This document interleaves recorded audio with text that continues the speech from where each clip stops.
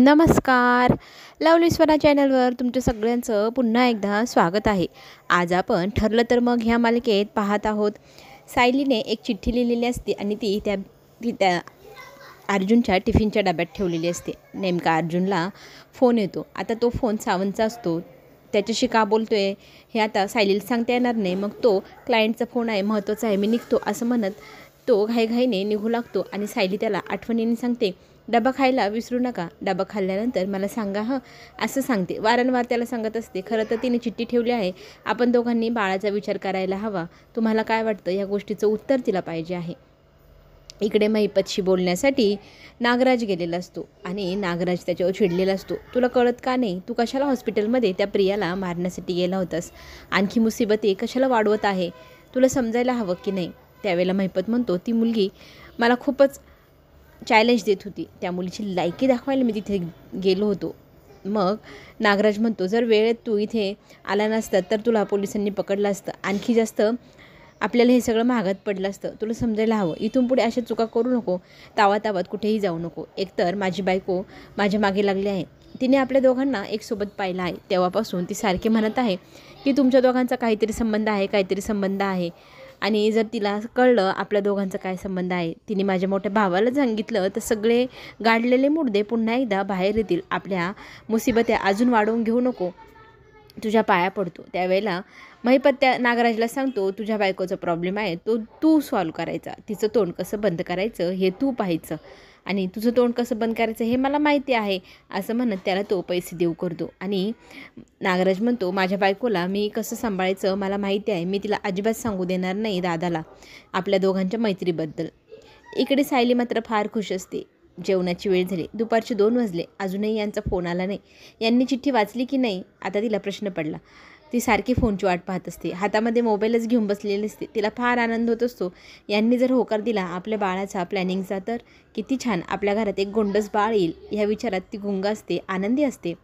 इकडे जेवणाची वेळ होते. अर्जुन डबा घेऊन बसणारच तितक्यातच विषय निघतो. तो म्हणजे आज प्रियाच्या वकिलांनी केसचा कोर्टसाठी हे केलेलं आहे. त्यांना वेळ मिळाला आहे. प्रियाला सोडवण्यासाठी अश्विन खूप प्रयत्न करतो आहे, तुला माहिती आहे का? मग तो म्हणतो नाही, पण आता पुढे काय करायचं? त्या दोघांना जर बेल मिळाली तर, ती बाहेर आली तर? मग अर्जुन म्हणतो, जे होईल ते होईल, जाऊ दे. आता आपण टिफिन खायची वेळ आहे, पहिले टिफिन खाऊन घेऊया. आज माझ्या बायकोने माझ्यासाठी भरलेली भेंडी केली आहे, माझी आवडीची भेंडी, आणि माझी आवडीची भेंडी खाण्यासाठी मी फार उत्सुक आहे. तिने वारंवार आठवण करून सांगितलं आहे की भेंडी बनवायची वगैरे खायची. मग तो आनंदाने सांगत असतानाच चैतन्य म्हणतो, मलाही ह्या गोष्टीची फार उत्सुकता आहे की माझीही मेथीची भाजी बनवणारी बायको कधी येणार. मलाही त्या गोष्टीचा फार आनंद होतो आहे. मलाही बायको हवी आहे. तितक्यातच फोन येतो आणि तो फोन असतो सावंतचा. काय झालं ते सांगण्यासाठी. खरं तर खूप मोठी लीड मिळत आहे. त्याच्यासाठी आता आपल्याला पोलीस स्टेशनला जावंच लागेल असा विषय सगळं तो बोलत असतो. चैतन्यही ते ऐकत असतो. इकडे 2 वाजून कितीतरी वेळ होऊन गेला आहे तरीही अजून अर्जुनने फोन केलेला नाही. अर्जुनवरती सायली चिडचिड करत असते, रागवत असते. मला ना यांचा फार राग येतो आहे, पण काय करू म्हणून विचार करते. दरवेळेला मीच फोन करायचा, मीच पुढाकार घ्यायचा, यांनी कधी घ्यायचा. पण तरीही ती स्वतःच्या मनाला समजवते, नाही ते कामात असतील, आपणच कॉल करून पाहावं का, असा विचार करत ती उभी असते. इकडे नेमका सावंतचा फोन आलेला असतो पोलीस स्टेशनमध्ये. ते गाठोडे पाहण्यासाठी त्यांना परमिशन मिळालेली आहे. ती परमिशन मिळाल्याने अर्जुनला फार आनंद होतो.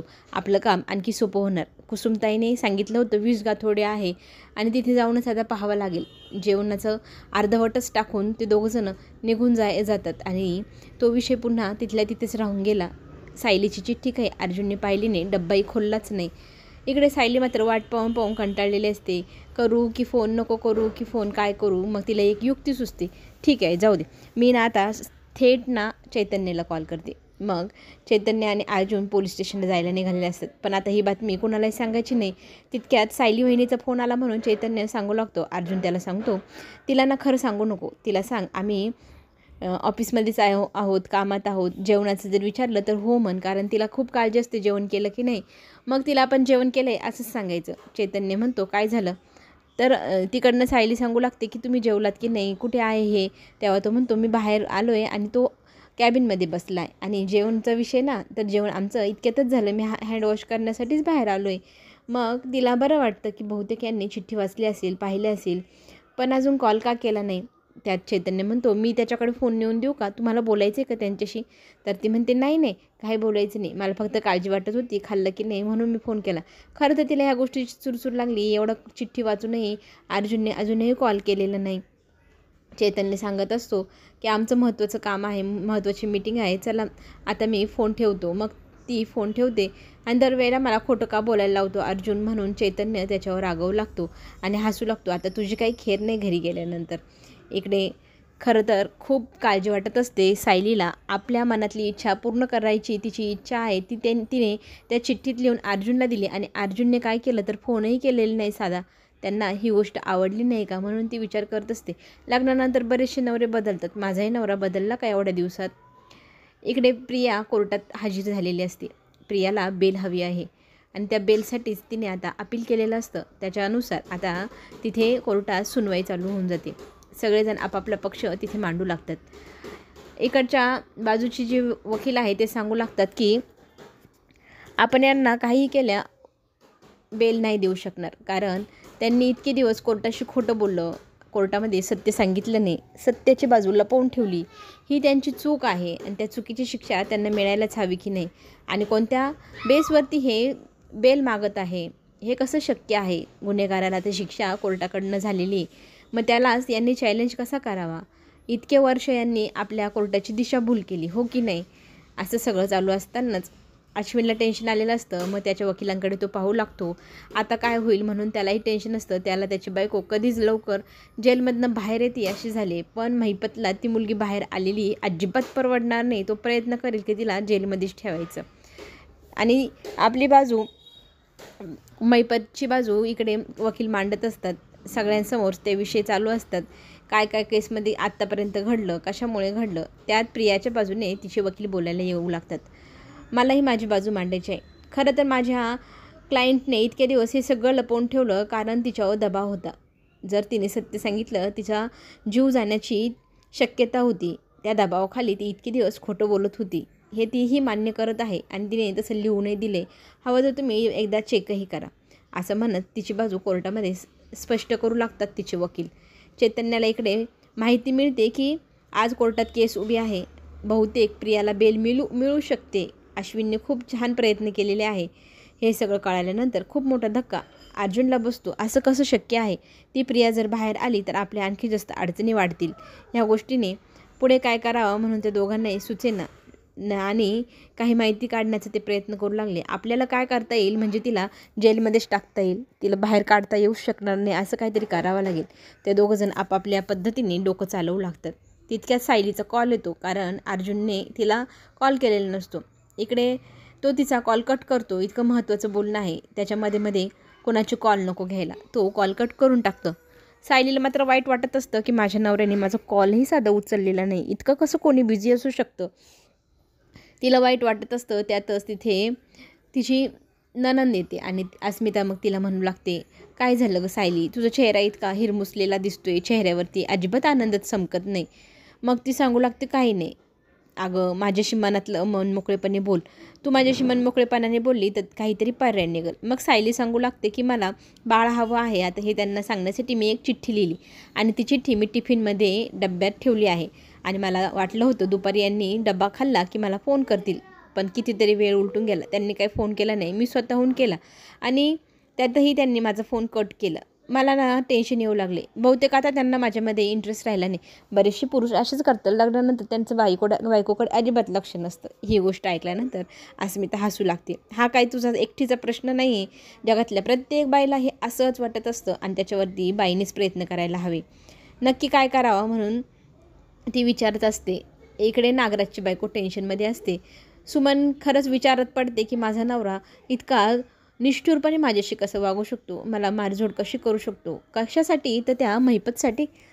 महिपतचं आणि त्याचं नेमकं नातं तरी काय, त्यांनी दोघांनी काय लपवलं आहे असं जग मी कुणासमोर सांगू नये, जगासमोर येऊ नये, अशी कोणती गोष्ट आहे चुकीची असेल बहुतेक ती. इथे दूध उतू जात असतं. तितक्यातच तिथे सायलीची आई येते आणि पाहते की काय झाले. दूधू तू चालले, तुझं कशात लक्ष नाही. पायावरतीही भांडं पडतं, त्याने तिला जखम होते. त्या जखमेवरती मग ती हळद चोळू लागते आणि तिला विचारते, तुझ्या मनात नक्की काहीतरी चाललं आहे. तुझ्या चेहऱ्यावर ते स्पष्ट दिसते. कसलं टेन्शन आहे का तुला? माझ्याशी मनमोकळेपणाने बोल, असं म्हणू लागते. त्यावेळेला ती म्हणते, नाही नाही, काहीच टेन्शन नाही. मी विचार करत होते आधी खोली आवरू की किचन आवरू. त्या विचारातच मी बसलेली होते. बाकी काही नाही, तुम्ही टेन्शन घेऊ नका. मी एकदम बरी आहे. पण काहीतरी गडबड आहे अशी जाणीव थोडीशी होऊ लागते. पण नक्की काय तर ते शोधून काढण्याचा प्रयत्न आता प्रतिमा करणार का? प्रतिमा शोध लावेल का? मनातलं बाहेर काढेल का सुमनच्या? तेच पाहण्यासाठी आपण पुन्हा भेटूया. इकडे मात्र सायलीला 2-4 गोष्टी महत्त्वाच्या सांगण्यासाठी अस्मिता घेऊन जाते. अस्मिता तिला विचारू लागते, मग आता पुढे काय करायचं ठरवले तू? नवऱ्याला खुश करायचं, पण कसं करणार? खरं तर माझा नवरा माझ्याकडे नवीन नवीन लक्ष द्यायचा, नंतर देणं बंद केलं. मी पण विचारात पडले, असं का वागतोय हा? मग माझ्या लक्षात आलं की आपल्यामध्ये काहीच असं क्रिएटिव्हिटी काहीतरी पाहिजे की नाही. रोजच ते काकूबाईसारखं नटणं थटणं. पुरुषांना नवीन नवीन गोष्टी आवडतात, त्यांना नवीन नवीन अपडेट आवडतात. दुसऱ्या बायकांकडे ते पाहतात कशी वळून, हो की नाही? तसंच आपल्याला स्वतःलाही अपडेट करायला लागेल. मी काय केलं, माझ्यामध्ये बदल घडवला. मी चांगले कपडे घालू लागले, वेगळ्या पद्धतीने नटू थटू लागली. तसं तूही करायला हवं. नाहीतर तू आहे घरी आणि दादा आहे ऑफिसमध्ये. तू तुझं काम करणार, धाम करणार. दादा मात्र तिकडे नवनवीन क्लायंट्स येणार, त्या क्लायंटसोबत छान बोलणार, बसणार. तुझा फोन आला तर अक्षरशः तो कटही करणार, कारण क्लायंट रडणार वगैरे आणि ते इमोशनल झाल्या की दादा त्यांच्याकडे ओढला जाणार. तो त्यांच्याकडे त्याचा दृष्टिकोन त्यांच्याकडे पाहण्याचा, त्या किती सुंदर किती छान अशा दिसणार आणि आपण रोजच्यासारखं काकूबाईसारखं दिसणं. हे ऐकल्यानंतर सायली म्हणते, मी असं कधी होऊच देणार नाही. माझा नवरा माझ्या ताब्यात राहायला पाहिजे. माझ्या व्यतिरिक्त त्याने कोणाचा विचारच केला नाही पाहिजे. मी त्याला अजिबात असं विचार करू देणारच नाही. मी काही त्यांना असं मोकळं सोडणार नाही. मीही काहीतरी करायलाच हवं. पण काय करू? तर ती म्हणते, तुझ्या ड्रेसिंग सेन्स बदल, थोडंसं राहणीमान बदल तुझं. मग आता इथे विचारात पडते सायली, काय करावा? संध्याकाळी जेव्हा अर्जुन घरी येतो, एक तर तिचा कॉल उचलला नाही, मग तो कॉल करतो तर ती उचलत नाही. तो टेन्शनमध्ये येतो. घरी आल्यानंतर ती घरात दिसत नाही. आईला तो विचारतो, सांगा कुठे आहे? पण दोघीही हसत असतात, काहीच माहीत नाही असं सांगत असतात. तुम्ही सगळे मिळून माझ्यापासून काहीतरी लपवत आहे. कुठे गेली सांगा माझी बायको? तर इकडे छान प्रकारे स्वतःला प्रेझेंट करत तिथे सायली येते. तिच्यामध्ये खूप छान बदल दिसतो अर्जुनला. पुढे हेही पाहायला मिळेल की पोलिसांकडे चौकशीला गेल्यानंतर तिथे कळतं की 18च गाठोडे आहे, 20 गाठोडे पाहिजे होते. त्यातली 2 गाठोडे कुठेतरी गहाळ झाली आहे. कुसुमताईने सांगितलं होतं 20 गाठोडे आहे, पण इथे तर 18च आहे. म्हणजे सायली आणि प्रियाचं गाठोडं गायब आहे. त्या गाठोड्यांमागं काहीतरी रहस्य हे लपलेलं आहे. ते रहस्य शोधण्याचा प्रयत्न आता अर्जुन करणार. चला तर मग पुढे येणारा मोठा ट्विस्ट पाहण्यासाठी चॅनलला नक्की सबस्क्राईब करा. आपण पुन्हा भेटूया. धन्यवाद.